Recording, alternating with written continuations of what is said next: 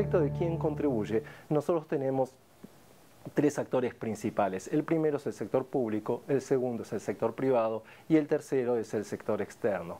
En lo que se refiere al sector público, este es el caso mayoritario en la región y financia la educación a través de los impuestos que recaudan en sus países, que nutren los presupuestos que a su vez financian los sectores educativos.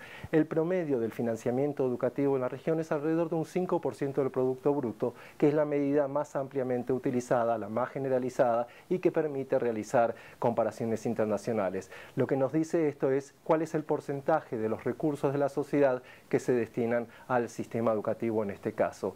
Ese 5% es un promedio, pero tenemos extremos que van desde el caso, por ejemplo, de Cuba, que es de alrededor de un 13% del Producto Bruto, hasta casos como el de Guatemala, que es de poco menos del 3% del Producto Bruto. En los últimos años, los países han tenido inquietudes, han tenido intereses en fijar determinadas normas, reglas de juego, leyes, etcétera, que fijan un determinado porcentaje de algún indicador, en general el Producto Bruto, de financiamiento de la educación, de modo tal de garantizar como mínimo determinados recursos para los sistemas educativos. Estos porcentajes, a su vez, tienen la virtud, la ventaja de determinar cierta previsibilidad en la disponibilidad de los recursos y cierta estabilidad en la disposición de los mismos. El segundo actor importante que tenemos en el financiamiento, decíamos que es el sector privado. Este está constituido por las familias, las organizaciones sociales y las empresas. En promedio, las familias financian poco más del 1% del Producto Bruto de las economías a la educación de sus hijos. Sin embargo, hay disparidades y también tenemos casos notables como sistemas educativos que tienen sistemas educativos o sectores educativos del sector privado más desarrollados o menos desarrollados. Por ejemplo, en Costa Rica el nivel primario tiene menos de un 10% de la cantidad de alumnos que asisten a escuelas particulares. En el otro extremo tenemos casos como los de Belice o los de Haití, que más de un 70% de sus alumnos asisten a escuelas particulares en los niveles secundarios. Pero este financiamiento privado lo que hace es complementar al financiamiento público que referíamos recién y puede inclusive variar el porcentaje total de los recursos que destina la sociedad a educación. Antes mencionábamos el caso de Guatemala, de alrededor de un 3% del financiamiento público del PBI, pero cuando uno adiciona en Guatemala los recursos que las familias destinan a la educación de sus hijos, estos guarismos casi se duplican. Otro tanto sucede con el ejemplo de Chile, que tiene una menor proporción de sector público y cuando se adiciona lo del sector privado de las familias, se incrementa ese porcentaje del Producto Bruto. En el tercer caso que decíamos como sector interviniente está el del financiamiento internacional, que está constituido principalmente por las agencias multilaterales de crédito y la cooperación internacional. Acá la situación es completamente diversa en los distintos países. Hay en algunos casos, muy pocos, que los presupuestos prácticamente se verían desfinanciados si no existiera esta cooperación externa, si no existieran estos programas internacionales. Y en otros casos, en la mayoría, la participación dentro de los presupuestos educativos es mínima. Puede llegar a ser el 1 o el 2% del presupuesto total. Pero la importancia que tiene el financiamiento externo es que en la mayor parte de los casos, inclusive en aquellos que se financia una ínfima parte de sus presupuestos, constituye la mayor parte de los recursos de libre disponibilidad para financiar políticas educativas o acciones de política propiamente dichas que impiden ser financiadas por los presupuestos regulares en los que la mayor parte de los recursos se destinan al funcionamiento.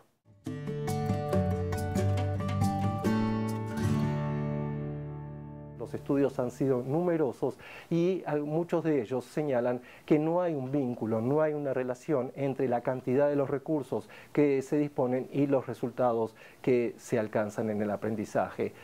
Otros analistas señalan, si bien reconocen este tipo de estudios con este tipo de resultados, lo que señalan es que habría que analizar y habría que preguntarse si no hay un mínimo a partir del cual los recursos empiezan a tener alguna incidencia o permiten alcanzar determinados logros. Así, no es lo mismo tener un 3% del PBI destinado a educación que un 6% de ese mismo producto destinado al sector.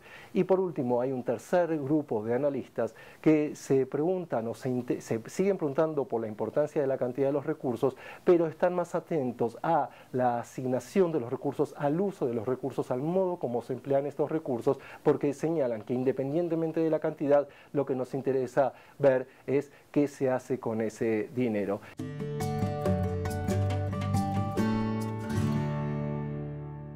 Por el lado de la oferta, son aquellos países, que son la mayoría en la región, que fijan determinados criterios físicos, pedagógicos u organizacionales por los cuales se asignan los recursos a las escuelas. En general, el criterio predominante es ver la cantidad de docentes que hay en las escuelas y financiar esas plantas docentes directamente. En cambio, cuando el financiamiento es por el lado de la demanda, son minoritarios los casos que hay en la región, lo que se hace es financiar a las escuelas en función de la cantidad de alumnos que tienen las mismas. Entonces, si los establecimientos tienen más alumnos, podrán disponer de mayor cantidad de recursos, y si tienen menos alumnos, será la situación inversa. Esto hace que pueda ser también más equitativo o más o menos eficiente según cómo se asignen los recursos. Y por último, existe algo que cada vez tiene más importancia en la literatura, aunque en la región es muy tímido los avances que se han hecho en términos de experiencia, que es la determinación de lo que se llaman fórmulas de financiamiento. Estas fórmulas lo que son es criterios de distribución de recursos imparciales que permiten acercar recursos a las escuelas para el cumplimiento de determinados objetivos, para alcanzar precisamente logros en la eficiencia y en la equidad. ¿Y por qué insistimos tanto en la asignación eficiente y en la asignación equitativa de los recursos? Porque esa asignación eficiente lo que hace, lo que nos indica, es en la medida en que estamos aprovechando al máximo los recursos de modo tal de obtener máximos resultados con una cantidad de recursos, de dinero, de financiamiento disponible dada. Y por el lado de la equidad, lo que nos interesa principalmente es la posibilidad de compensar desigualdades para tener sistemas educativos más justos que brinden las mismas posibilidades a sus alumnos de acceso a la escolarización y las mismas posibilidades de contar con experiencias significativas de aprendizaje.